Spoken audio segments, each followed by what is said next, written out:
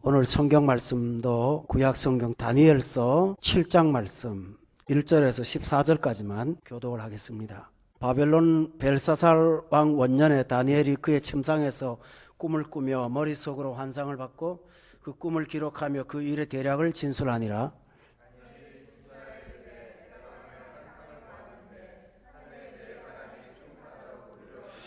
큰 짐승 넷이 바다에서 나왔는데 그 모양이 각각 다르더라.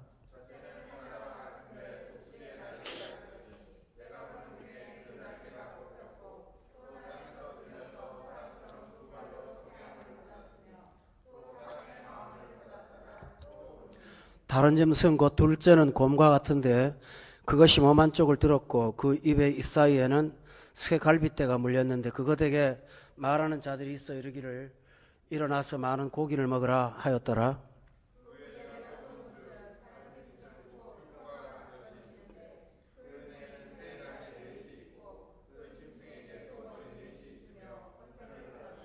내가 밤 환상 가운데 그 다음에 본 넷째 짐승은 무섭고 놀라우며 또 매우 강하며 또 쇠로 된 크니가 있어서 먹고 부서뜨리고 그 나머지를 발로 밟았으며 이 짐승은 전에 모든 짐승과 다르고 또 10뿔이 있더라.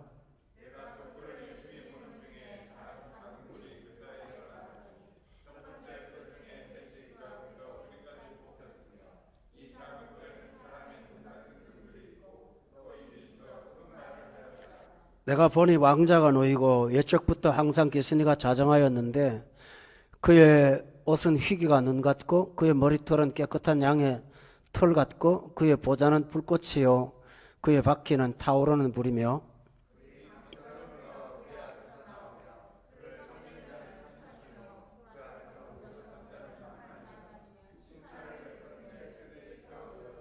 그때 내가 작은 뿔이 말하는 큰 소리로 말미암아 주목하여 보는 사이에 짐승이 죽임을 당하고 그의 시체가 상한 바 되어 타오르는 불에 던져졌으며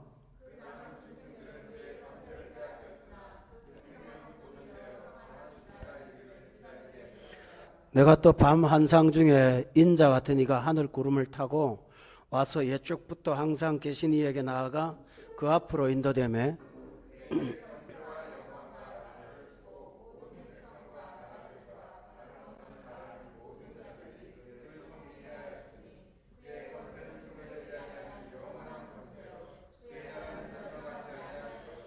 아멘. 7장의 1절 한 번 더 봅시다. 거기 보면 오늘 본문의 내용은 지난 시간에도 말씀을 드렸지만은 꿈꾸고 그 꿈에서 환상을 받은 것이고 또 이것을 기록을 했고 라고 되어 있습니다. 그런데 그 끝에 보면 그 일의 대략을 진술하니라 이렇게 기록되어 있거든요. 그 대략이라는 말은 세부사항이나 세밀한 것보다는 큰 틀에서 진술했다 그런 뜻을 갖고 있습니다. 이것은 오늘 설교하는데 굉장히 중요한 그 기준이 됩니다. 종말론에 관한 내용이 오늘 본문의 내용인데요. 대략이라고 그랬으니까 세밀한 것보다는 큰 틀에서 오늘 본문의 말씀을 우리가 함께 나누어서 보게 될 것입니다. 지난 시간 저는 그 본문이 하나님께서 다니엘한테 세상이 어떠한 특성을 갖고 있는가를 환상을 통해서 보여준 것이라고 말씀을 드렸고 결론은 세상 문제가 아니고 13절부터 14절에 있습니다. 거기 보면 내가 또 밤 환상 중에 봤다 그랬거든요. 그러니까 1절부터 12절까지 환상과 두 번째 환상이죠. 이거는 첫 번째 환상은 세상에 대한 환상인데 13절을 보면은 내가 또 밤 환상 중에 보니까 인자 같은 이가 하늘 구름을 타고 왔다. 금방 누군지 아시겠죠? 이분은 바로 이 땅에 재림하시는 예수님을 말합니다. 그러니까 하나님께서는 다니엘한테 세상의 본질에 대한 것을 보여주는 흉악한 환상을 보여주셨고 또 그 모든 것들을 넘어뜨리고 이기고 마침내 영원한 나라가 세워지는 그 새 하늘과 새 땅의 환상, 그것이 13절과 14절에 나오는 내용이 되겠습니다. 그래서 길이로 말하면 세상 나라 1절부터 12절에 나오는 세상 나라는 한계가 있고, 또 13절부터 14절에 나오는 하나님의 나라는 끝에 보니까 영원한 권세고 그의 나라는 멸망하지 않고, 이렇게 비교가 되어 있습니다.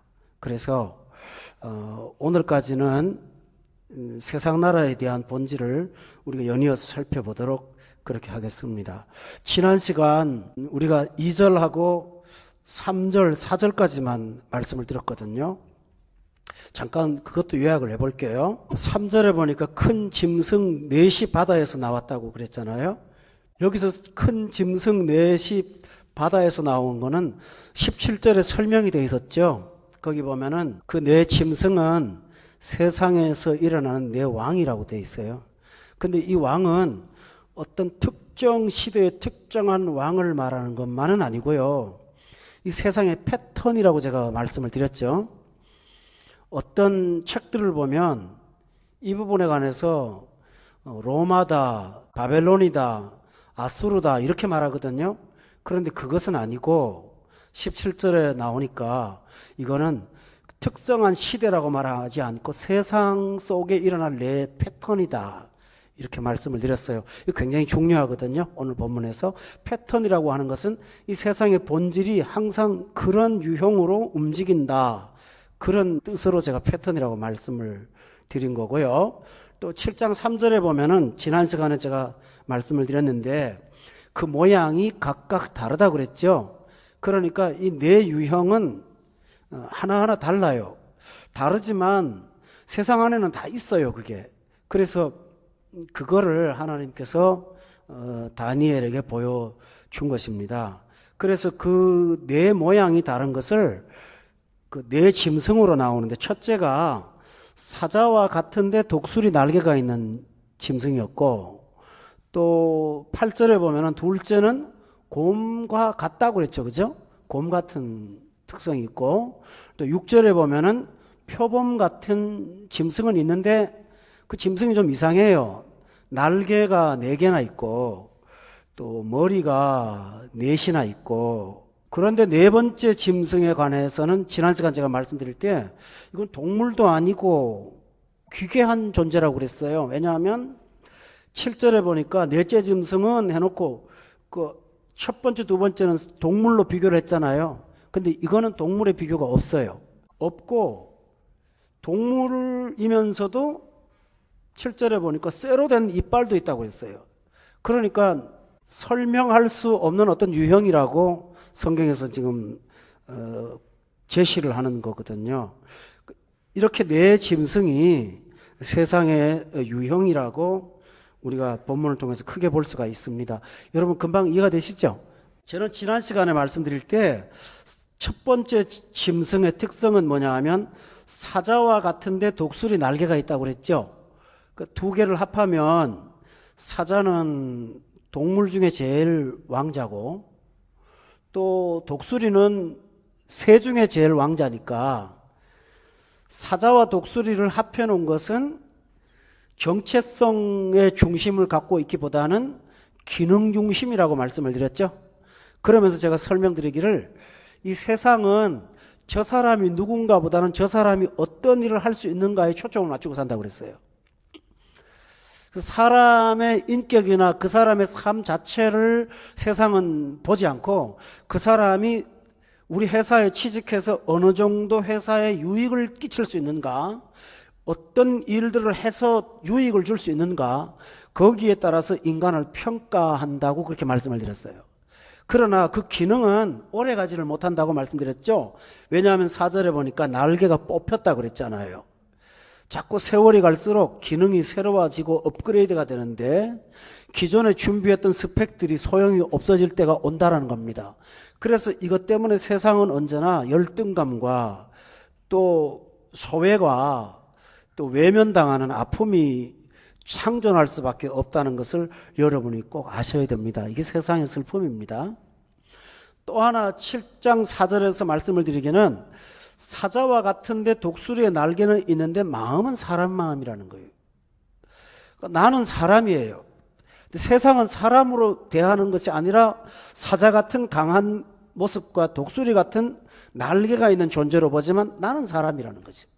그래서 이러한 어떤 세상이 나를 보는 안목과 내가 나를 의식하는 나와는 전혀 다르기 때문에 이 세상살이가 인간으로서의 어떤 뭡니까 기존 그 인간의 권리, 인간됨, 뭐 북한에서는 존엄이라고까지 말을 하더구만요.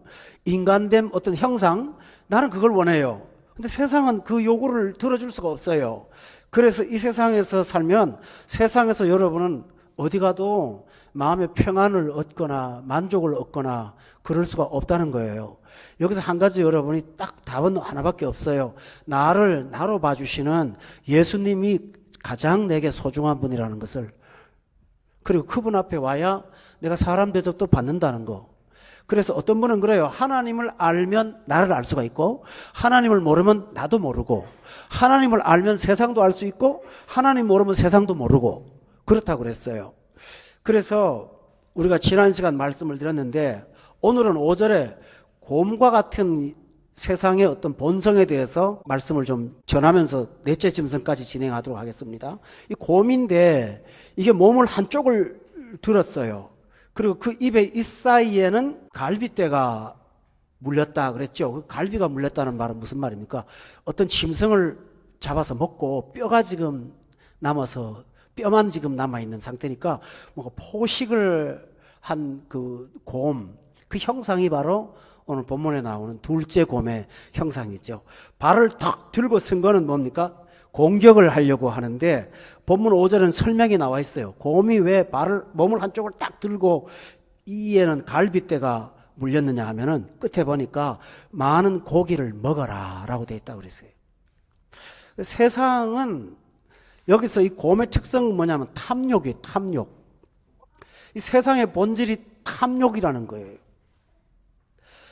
왜 첫째 짐승이 사자 같고 독수리 같으냐 하면 그 탐욕을 성취하기 위해서는 그런 기능이 필요하잖아요.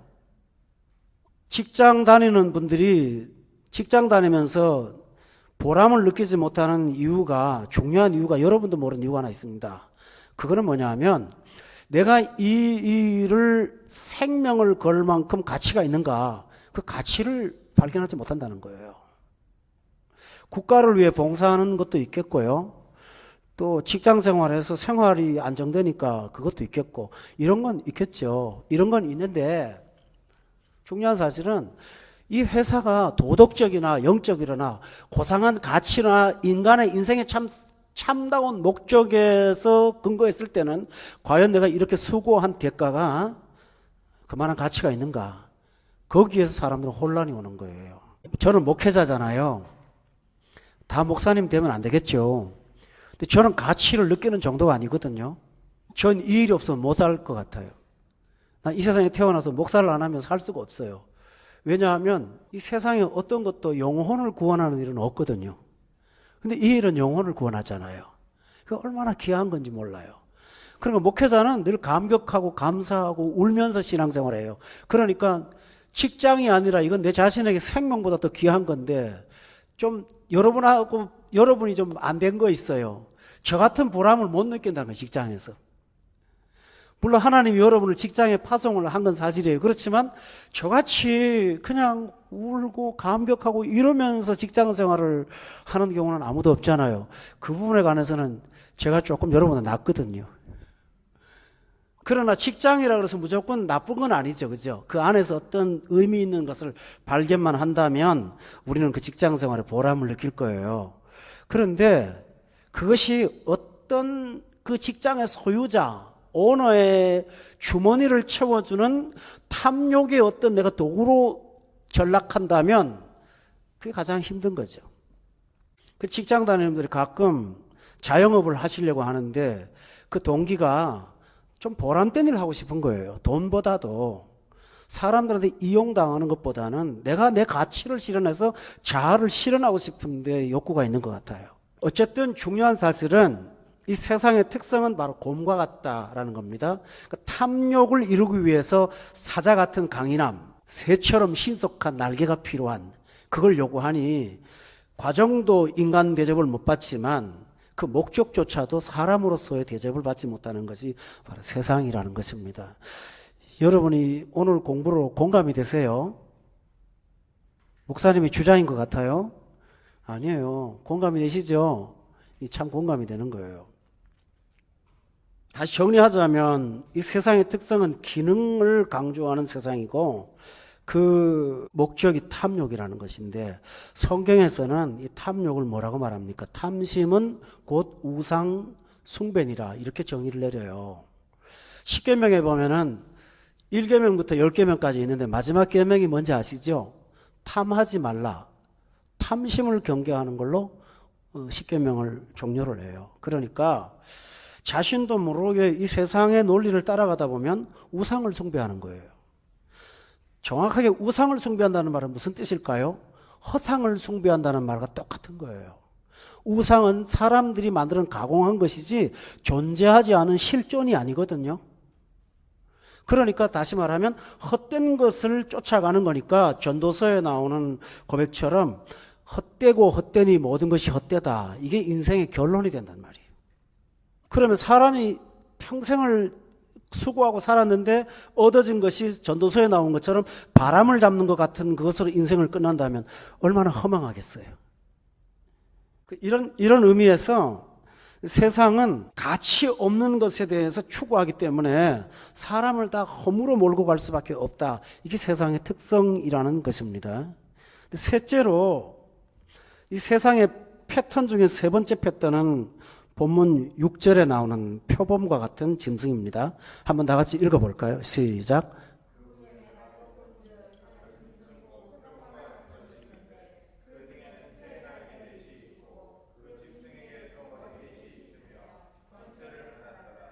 여기 보면 표범이라고 되어 있습니다. 사자하고 표범이 어떻게 다른지 저는 잘 구분 못하겠어요. 모양은 다른 거 아는데요. 어떤 게 더 포악하고 짐승을 포악하다고 좀 부추기는 그런데 어떤 게 더 포식자인지 그거는 잘 모르겠습니다. 그런데요, 첫 번째 짐승하고 좀 다른 게 있습니다. 첫 번째 짐승은 사자 같은데 날개가 있다고 그랬잖아요. 독수리 날개가 있다고 그랬는데 6절에 보면 표범 같은데 여기는 새 날개가 넷이나 있는데 특이한 거는 짐승에게 머리 넷이 있다라고 되어 있어요. 존재는 하나인데 머리가 네 개인 거예요. 이게 오늘날 현실입니다. 과거에는 미국에서 잘 나가는 회사는 미국에 있었습니다. 일본에서 좋은 회사는 일본에 있었고요. 근대화되면서 수출은 했죠. 그렇지만 일본 회사는 일본에 있고 미국 회사는 미국에 있습니다. 그러나 지금은 본사가 어디에 있고 회사는 사방에 다 있습니다. 똑같은 브랜드를 갖고 있는 회사들이 여기도 있고 저기도 있습니다. 우리나라에 자동차 만드는 회사도 한국에만 자동차 회사가 있는 게 아니라 미국에도 있고 유럽에도 있고 또 다른 곳에도 있습니다. 그래서 중동에서 판매되는 차는 한국에서 오는 게 아니라 다른 데서 온다는 말도 들었습니다. 소위 말하면 글로벌화된 기업이 된 것입니다. 그런데 브랜드는 하나입니다. 브랜드는 하나인데 어디 가도 있습니다.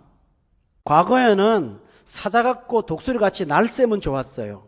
그러나 이제는 나의 영향력을 세상에 갖고 있는 어떤 국가적인 영향력을 세계에다 퍼뜨려 갖고 똑같은 권세들이 사방에 브랜치화되어 있습니다. 그게 글로벌 기업입니다. 다국적 기업이라고 그러죠. 다국적 기업. 이게 세상의 특성입니다. 다시 말하면 몸은 하나인데 머리가 네 개인 거예요. 그리고 새의 날개가 넷이라는 말은 신속한 기동성이 있다는 뜻입니다. 미국에서 만든 물건을 저 아프리카나 이런 데 수출하는데 시간 걸리는 것보다는 그 브랜드화된 그곳에 공장을 설립해 놓고 하니까 새처럼 신속해진 것입니다. 이게 오늘날 세상입니다. 그런데 이 머리 넷이 있는데 참 중요한 말은 6절에 권세를 받았다라는 말입니다. 지금까지 짐승들하고는 다른 내용인데 권세를 받았다고 되어 있습니다. 누가 권세를 줍니까? 잘못하면 하나님이 권세를 줬다, 사탄이 권세를 줬다 이렇게 생각할 수 있습니다. 그러나 그게 아니고요. 이 권세는 브랜드라고 하는 브랜드의 파워입니다. 사람들이 그 회사에 로고를 붙인 것을 원합니다. 그러다 보니까 누가 권세를 준 겁니까? 대중이 권세를 부여한 것입니다. 이해가 되시죠? 대중이 권세를 부여한 겁니다. 과거에는 느부갓네살이나 바빌론의 벨사살이나 이러면 한 왕의 그 통치가 세상을 지배했습니다. 그러나 지금은 정치보다 더 강한 것이 브랜드입니다. 정치력은 사실은 쇠퇴되어 있습니다. 정치인이 할 일은 점점 한정되어 있고 나라가 발전할수록 정치적인 어떤 영향력은 조금씩 감소됩니다. 반대로 브랜드의 가치는 좀 더 격상합니다. 그래서 어떤 나라 하면 대통령이 누구더라 옛날엔 이름을 다 외웠지만 지금은 이름 잘 모릅니다. 그 대신 그 나라에서 만드는 회사의 로고는 다 압니다. 코카콜라가요, 저 산골짜기 기르기스스탄에도 있다고 합니다. 없는 데가 없는 거예요. 복음이 안 들어간 곳에 코카콜라는 다 들어가 있습니다. 이것처럼 왜 코카콜라가 다 들어가 있을까요? 필리핀의 어떤 사람들은 콜라에다 밥 말아 먹는다고 하거든요. 그 맛에 사람들이 그 가치를 부여하는 거예요. 그러다 보니까 그 브랜드가 권세를 받은 거예요. 그 머리가 넷이 있어도 다 똑같은 거예요. 우리는 이런 세상 속에 살면서 마치 그런 권세 속에, 조직 속에 들어가지 못하면 우리는 매우 불안해합니다. 이 현대 사람들이. 그 권세 안에 들어가는 것 때문에 굉장히 많은 노력들을 합니다.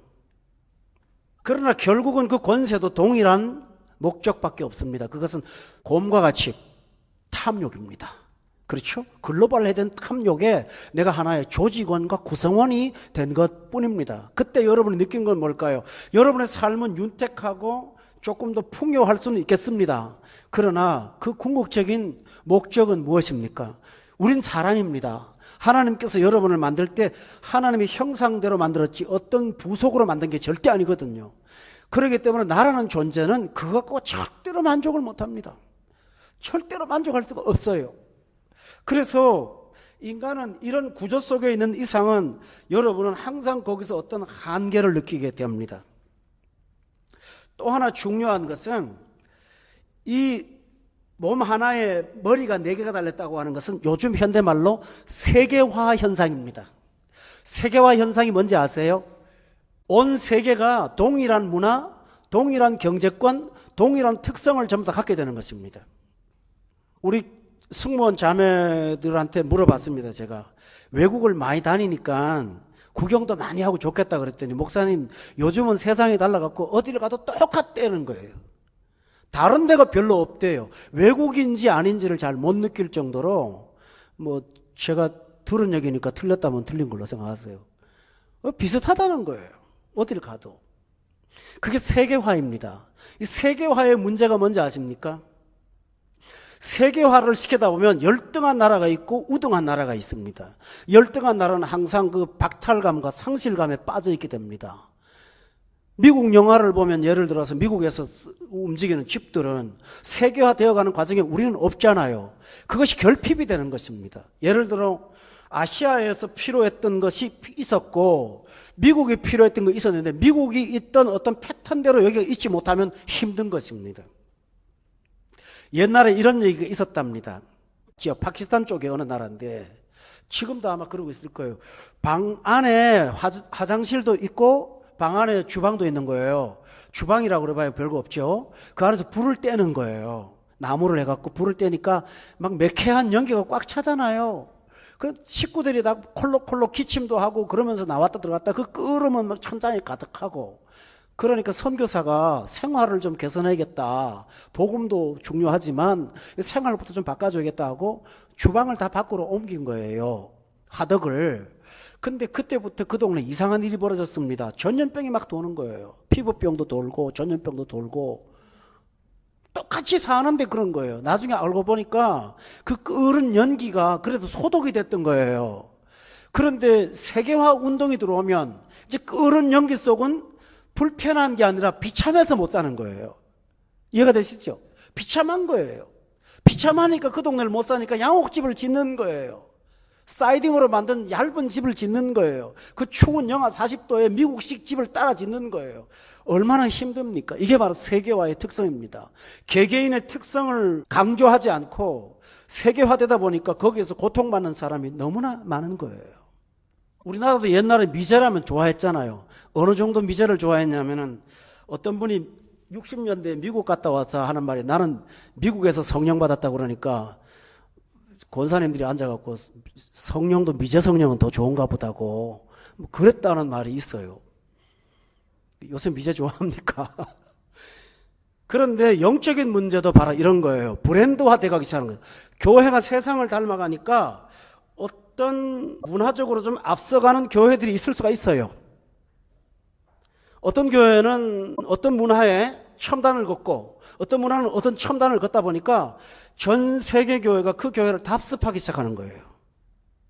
예를 들어 서울에 유명한 교회 있으면 이민교회도 다 따라가려고 그러는 거예요. 우리 교회만큼도 이름도 갖다 카피를 쓰지 않습니까? 어떤 분이 거기 짝퉁이라고 묻더만요. 저한테요. 그래서 그렇다고 그랬죠. 그때 안 오더라고요. 사랑의 교회인데 목사님 파송 받으셨습니까? 아니요. 짝퉁인가요? 예, 짝퉁입니다. 그랬어요. 그분은 지점이라 그러면 올라 그랬던가 봐요. 짝퉁이라 그래서 안 왔어. 자관 이렇거든요. 그러니까 지금 우리도 그런 문화를 지금 우리도 모르게 알게 모르게 답습하고 있단 말이에요. 브랜드화된 교회들의 어떤 프로그램은 당연히 여과장치 없이 좋은 걸로 생각해요. 좋아요. 귀한 거예요. 그러나 그 동네의 그 영혼들한테 맞는 개별적인 맞춤이냐? 그것은 의문이죠. 맞습니까? 제자 훈련 열심히 공부해갖고 목사님이 은혜 받았어요. 그래가지고 시골 가서 교회에서 제자 훈련 시행하다 깨진 교회가 굉장히 많습니다. 왜 그런지 압니까?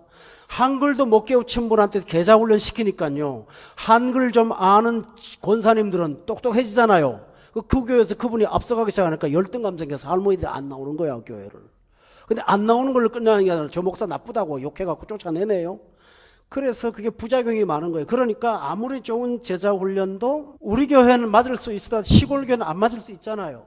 세계화되다 보니까 이게 획일화돼서 한 개인을 망가뜨리고 있는 것입니다. 저만 해도 목회가 전혀 지금 컬러가 다르거든요. 병원에서 환자들하고 목회할 때하고 지금하고는 전혀 제가 권 목사가 아니에요. 그때 목사가. 제 설교 테이프를 들어보신 분들이 목사님 우리 교회에서 했던 하고 전혀 다르네요. 다를 수밖에요. 그 교회는 여긴 여기니까요. 예수님을 보세요. 예수님은 한 사람을 똑같이 대하지 않았어요. 니고데모를 대한 방식으로 사마리아 여자를 대하지 않았습니다. 니고데모한테는 무식하다고 말씀하셨습니다. 네가 그것도 모르냐? 똑똑한 사람한테는 무식하다고 말하는데 사마리아 여자한테는 지식을 따지지 않고요. 네 남편 불러오라 전혀 다른 얘기를 합니다. 치료를 할 때도 아이를 치료할 때는 예수님이 소리 지르지 않고 사람도 소수만 데리고 들어가가지고 조용히 애한테 일어나라. 그리고 난 다음에 그 부모한테 먹을 거 좀 갖다 주라고 배고프니까 그렇게 말씀하십니다. 그런데 장님을 고칠 때는 진흙을 침으로 갖다 발라가지고 갔다 오라고 막 그러십니다. 중풍병자한테는 네 상을 들고 걸어가라고 말씀하시는 하나님께서 나병 환자한테는 손을 꼭 갖다 댑니다. 귀 먹은 자를 치료할 때는 귀에다가 침 발라갖고 귀를 뚫어가면서 에바다 하고 소리를 질러댔습니다. 여러분 성경에 보면요 예수님이 똑같은 방식으로 영혼을 대한 게 한 번도 없어요. 이게 정말 신기한 거예요. 모든 영혼은 하나님 앞에 1대1인 거예요. 도매금으로 해본 적이 한 번도 없어요. 한 번도. 나는 이 성경을 보면서 정말 놀라워요. 여러분과 하나님은 1대1이에요. 하나님이 여러분을 볼 때는 다른 사람하고 똑같은 취급 안 해요. 여러분만 봐요. 여러분만 봐요. 나만 봐요. 나한테만 보여줘요. 제가 내일도 수요일 성경 공부하려고 집에서 또 오늘 준비를 하는데 얼마나 은혜가 되는지 몰라요. 선지서 하나하나가 너무너무 다양하신 하나님의 방식인 거예요. 정말 어떻게 이렇게 세밀하실 수 있나. 전 다시 30년 목회 또다시 발견하면서 참 감격을 합니다. 하나님은 한 사람의 하나님이시지 그룹의 하나님이 아니십니다. 아멘. 이게 얼마나 놀라운지 몰라요. 내게 다가오시는 하나님, 내 이웃에 내 집사님하고 만나는 하나님 전혀 다른 거예요. 하나님은 동일하시지만 그분이 나를 만날 때는 브랜드로 만나지 않는다는 사실을 아십니까? 여러분은 여러분에게만 필요한 은혜가 있다고 저는 믿어요. 그러므로 여러분 자신이 이웃과 비교하지 마세요. 그러나 세상은 어떻습니까? 브랜드화 만들어서 몸 하나에 머리가 4개 달렸잖아요. 그 권세를 받은 거예요. 거기에다 그 틀에 맞추지 못하면 루저가 되는 거예요. 낙오자가 되는 거잖아요. 그러나 하나님은 절대로 그렇게 보지 않아요. 그러므로 성도 여러분은 꼭 기억하시기 바랍니다. 세상에다가 맞추면 여러분은 항상 실패와 소외감밖에 없다는 거. 오직 하나님만 사랑하시기를 주님의 이름 부탁합니다. 네 번째 짐승에 대해서 말씀을 드리겠습니다. 이 짐승은 조금 전 말씀드린 것처럼 뭐라고 설명을 못하겠습니다. 곰도 아니고 표범도 아니고 사자도 아니고 독수리도 아닙니다. 한번 읽어봅시다. 7절 말씀. 자, 시작.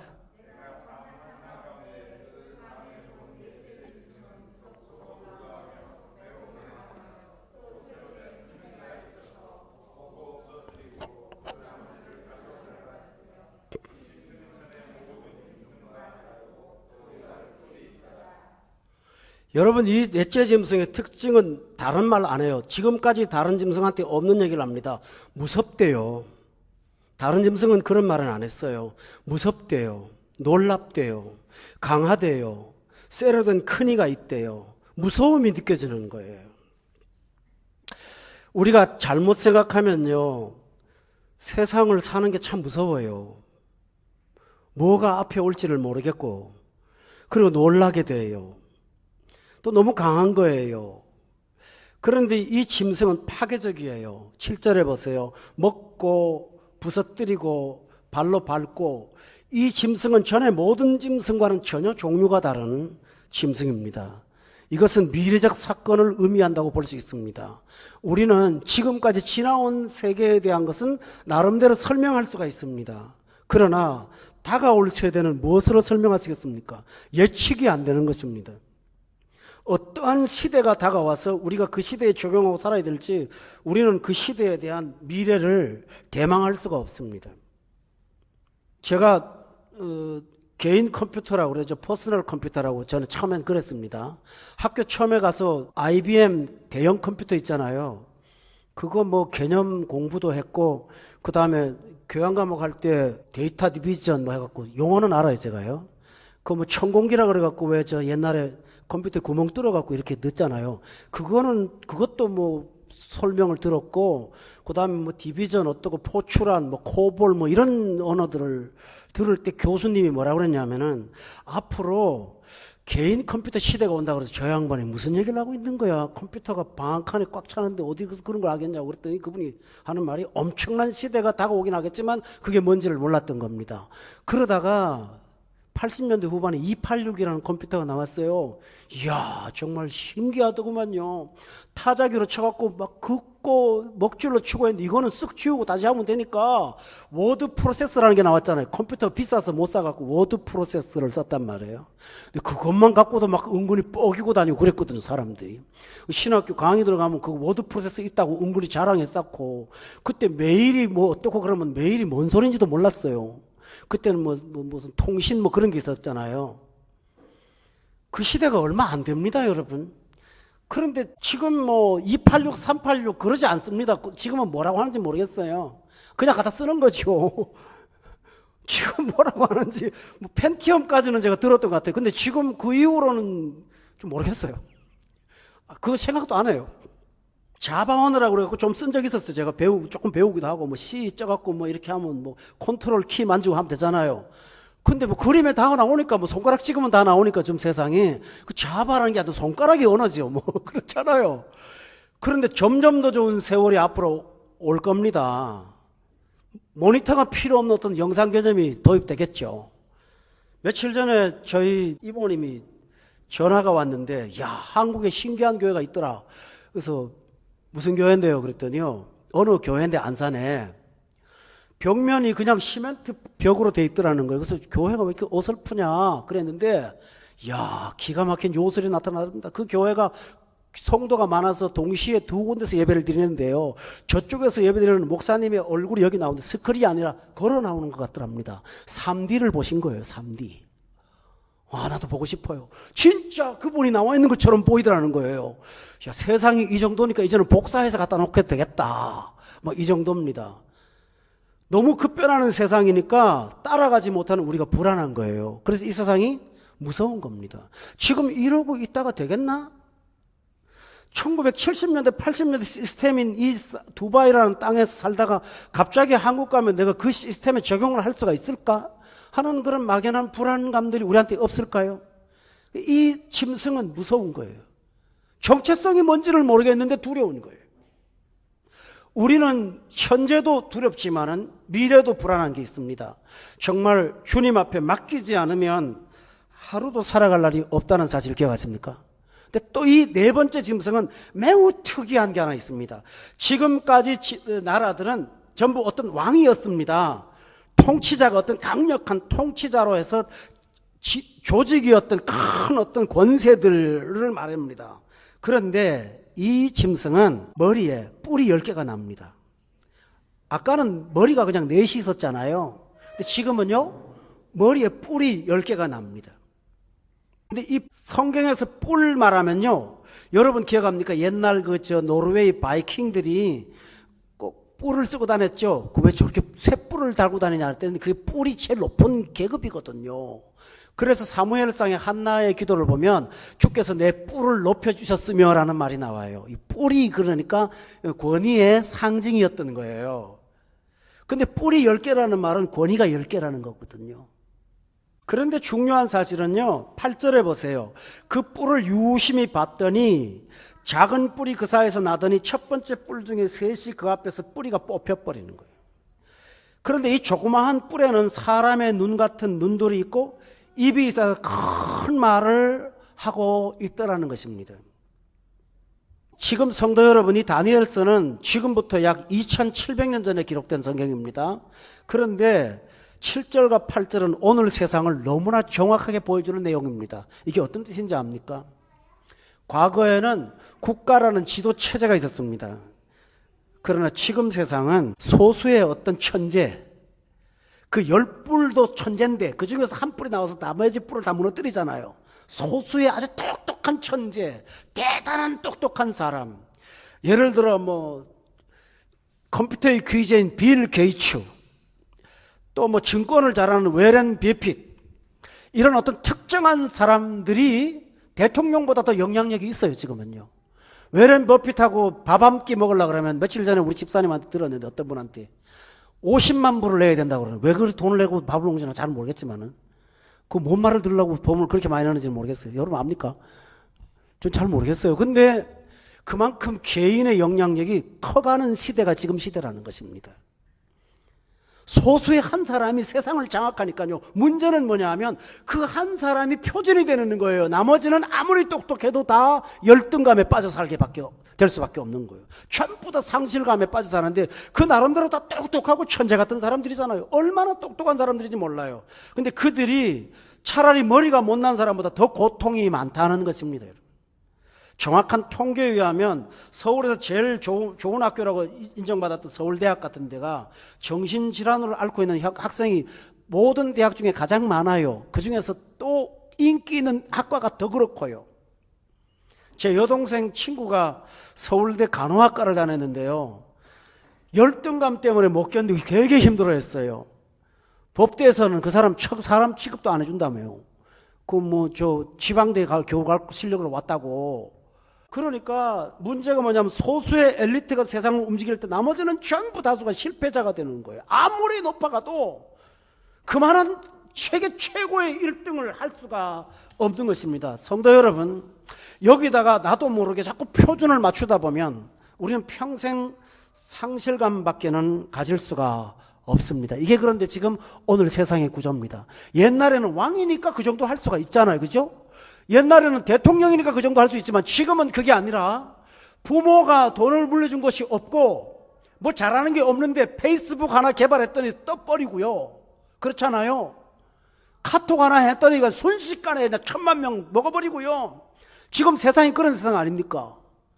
그러니까 거기에다가 컴퓨터에 종사하는 사람들은 전부 상실감을 가지는 거예요. 그 특수한 천재 한두 사람 때문에. 페이스북이라는 거 뭐 누가 만들었는지는 잘 모르겠습니다만 어떤 대학생이 만들었다고 그러잖아요. 근데 그 별거 아닌 것 하나가 온 세상을 지배하고 있으니까 그 천문학적인 돈을 받는 그 사람을 보면서 컴퓨터 공학을 공부하는 사람들은 다 상실감을 느낄 수밖에 없다는 것입니다. 성도 여러분, 오늘 본문은 우리에게 굉장히 중요한 것을 강조하고 있습니다. 여러분이 세상의 기준을 두고 살면 평생 불안과 두려움과 열등의식과 소외감과 정신질환을 앓을 수밖에 없다는 사실입니다. 여러분 기억하시길 바랍니다. 하나님은 우리를 1등을 최고를 만드는 것이 아니라 최상을 만들기를 원하십니다. 이게 어떤 뜻입니까? 내가 갖고 있는 현실의 최상이 되면 되는 거 아닙니까? 그러므로 하나님은 최고가 원하는 게 아니라 최상이 되기를 원하십니다. 하나님이 주시는 기준에 맞추어 살기를 바랍니다. 또 하나님은 너는 너고 저 사람은 저 사람이야. 12제자를 예수님이 부활하신 다음에 만났습니다. 베드로한테 너는 나를 따르라고 하니까 베드로가 저 사람은 어떻게 될까요? 요한을 보고 그러니까 너하고 뭔 상관이냐? 너는 나를 그냥 따라. 12제자지만 너하고 그 사람하고 무슨 상관이야? 라고 말을 합니다. 베드로하고 야고보하고 요한을 예수님이 특별히 더 관심을 가졌습니다. 그 이유가 있습니다. 베드로는 수천 명 영혼 구원하는 어부였고요. 야고보는 제일 먼저 순교한 사람이었고요. 요한은 제일 나중까지 살았던 사람입니다. 셋 다 달라요. 똑같은 사람이 아니에요. 하나님은 베드로한테는 베드로를 요구하시고 요한한테는 요한을 요구하고 야고보한테는 야고보를 요구합니다. 교우 여러분, 하나님은 여러분을 1대1로 만난다는 사실을 보면서 하나님만 보면 모든 마음의 갈등과 열등의식과 소외감과 이 고통을 단번에 해결하고 진정 자유를 누릴 수 있게 될 것을 믿습니다. 그래서 성경은 주께서 여러분에게 자유를 주셨다고 하지 않았습니까? 어떤 분이 설교를 이렇게 하시는데 참 일리가 있었어요. 예수님의 비유 중에 어떤 사람은 5달란트 받고 어떤 사람은 2달란트 받고 어떤 사람은 1달란트 받았잖아요. 그런데 5달란트 받은 사람은 돈 벌어서 5달란트 남겼고요. 2달란트 받은 사람은 2달란트 남겼잖아요. 근데 1달란트 받은 사람은 그냥 본전이었죠. 그런데 그분이 상상을 한 거예요. 그 중에서 2달란트 받은 사람이 종이 한 장 차이로 행복과 불행이 왔다 갔다 할 거라는 거죠. 2달란트 받은 사람이 5달란트 받은 사람한테는 항상 질투와 열등감을 갖게 될 것이고 1달란트밖에 안 받은 사람한테는 멸시하고 천대하고 또 차등을 할 것이고 잘못 생각하면 평생 그러고 살 거라는 거죠. 그러나 성도 여러분, 우리가 대부분의 사람들이 1등과 꼴찌가 많습니까? 중간이 많습니까? 대부분 2달란트 아닙니까? 만약에 여러분이 그 모순에 빠진다면 못 삽니다. 근데 거꾸로 생각하십시오. 5달란트 받은 사람을 앞에 놓고 2달란트 받은 사람이 하나님 나는 부족한데 이래도 비율로 퍼센트로는 똑같으니 얼마나 감사해요. 퍼센트 똑같잖아요. 1달란트 받은 사람 보면서 하나님 저분에게도 주신 은혜를 생각하니 나는 너무 감사합니다 하고 감사로 대응할 수가 있지 않습니까? 문제는 이것을 물량으로 따지느냐 하나님이 주신 은사로 보느냐의 차이겠죠. 하나님이 내게 이 2달란트를 줬다면 그걸로 얼마든지 만족할 수가 있지 않겠습니까? 여러분 오늘 밤 그 자유가 여러분에게 새롭게 다가오면 여러분이 많은 마음의 감옥으로부터 해방을 받게 될 줄로 저는 믿습니다. 이게 하나님의 은혜입니다. 그런데 이 넷째 짐승의 특징이 있습니다. 8절에 한번 끝에 보세요. 이 작은 뿔에는 사람의 눈 같은 눈들이 있는데 입이 있어서 뭐 한다고 그랬죠? 큰 말을 한다고 그랬어요. 도대체 뭐가 큰 말인가? 저 뒤로 넘어가셔갖고요. 여러분 성경은 그냥 한 분에 있나요? 거기 보면 25절에 큰 말이 나옵니다. 한번 읽어봅시다. 25절 시작. 말로 대적하며 또 지극히 높으신 이의 성도를 괴롭게 할 것이며 그가 또 때와 법을 고치고자 할 것이며 성도들은 그의 손에 붙임받아요 한 때와 두 때와 반 때를 지닐 거라 그랬습니다. 이렇게 독특한 사람들이 어떤 일을 하냐면 말을 하는데 큰 말을 하는데 25절에 보니까 지극히 높으신 이를 뭐 한다고 그랬어요? 말로 대적한다고요. 똑똑한 엘리트일수록 신실한 신자를 찾아보기가 어려워요. 오히려 그들은 자신의 성공이나 삶을 갖고 하나님을 공적으로 대적하는 사람들이 됩니다. 왜 그럴까요? 하나님 없이 세상에서 우등이 되면 자기처럼 잘난 사람이 없잖아요. 오늘 제가 요즘에 영어 독해를 좀 더 하고 싶어서 영어책을 좀 읽는데 늘 한계가 있으니까요. 그래서 동영상, 공짜 동영상이 없나 하고 이리저리 찾았어요. 그때 하나 나오더라고요. 나오는데 너무 좋은 거예요. 그래서 그분의 강의를 한 두 강인가 연속으로 듣고 나니까 안 보이던 연서가 막 슬슬슬 보이기 시작했어요. 이야, 이거 신기하다. 야, 이거 은혜 받았다, 나도. 그래가지고요, 그동안 읽지 못했던 난해한 책들을 보면서 막 보니까, 아유, 답이 나와요. 그러면서 단어만 조금 모자라서 그렇지 막 시원시원 뚫리는 거예요. 그래서 그 다음에 그 양반 또 공짜 강의가 있나고 열심히 찾았어요. 찾았더니 찾았는데 하는 말이 딱 나왔습니다. 나와가지고 어렵게 발견했는데 첫 강의가 뭐냐 하면요. 자기가 아주 나이가 많이 들었는데도 영어 강의를 계속하는 이유는 이 대한민국에 자기만큼 똑똑하게 가르친 사람이 없기 때문이라는 거예요. 한참 쳐다봤어요. 자기보다 더 잘 나온 사람이 있으면 그날 은퇴를 할 텐데 도저히 안 되겠다는 거예요, 지금요. 똑똑하기는 해요. 그런데 저건 아니다는 생각이 들지요. 그러면서 그 다음부터 누구를 까냐 하면 은근히 기독교를 비판하고 기존 교육 체계를 비판하고 다 잘난 거예요. 막 전부 잘난 거예요. 그래서 야, 요까지만 듣고 말아야지 하고 듣다 말았습니다. 하나의 대표적인 예를 든 거예요.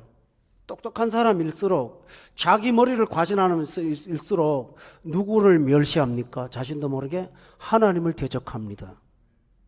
이게 바로 큰 말입니다. 다시 말하면 세상의 패턴입니다.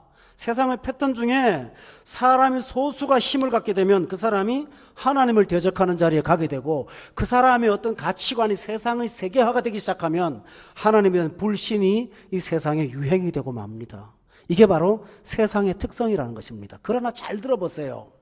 25절에 보면 항상 그렇게 잘 나가지 않습니다. 성도들은 25절 끝에 보니까 그의 손에 붙임 바가 되어서 그 다음에 뭐라고 하는지 압니까? 한 때와 그 다음에 뭐라고 그랬나요? 두 때와 그 다음에 뭐라고 그랬어요? 반 때가 된다. 이 참 무서운 말입니다. 처음에는 이만큼 세계에서 어느 정도 영향이 있습니다. 근데 교만할수록 더 잘 됩니다. 두 때가 됩니다. 두 배가 됩니다. 처음에는 한 배였다가 두 배가 되니까 세상 사람들이 야, 저 사람만큼만 하면 되겠다고 전부 다 매료당합니다. 그러나 어느 순간 그게 반대가 됩니다. 팍 줍니다. 이게 바로 뭘까요? 이 세상의 특성입니다. 순간적으로는 잘 돼요. 그러나 시간이 갈수록 점점 더 쇠퇴하게 될 것입니다. 그리고 26절에 다 같이 한번 읽어보세요. 시작. 그는 권세를 빼앗기고 완전히 멸망할 것이라고 성경은 말합니다. 하나님은 이 세상의 종말이 그들의 구조 때문에 망하는 것이 아니라 심판이 시작되면서 권세가 뺏겨지고 완전히 멸망될 거라고 결론을 내렸습니다. 성도 여러분, 오늘 난해한 공부인데 이해가 되십니까? 이해가 되셨다면 여러분에게 한 가지 유익이 생겼을 것입니다. 그건 뭐냐 하면 이 세상을 본질적으로 보는 눈이 오늘 떠졌다고 저는 믿습니다.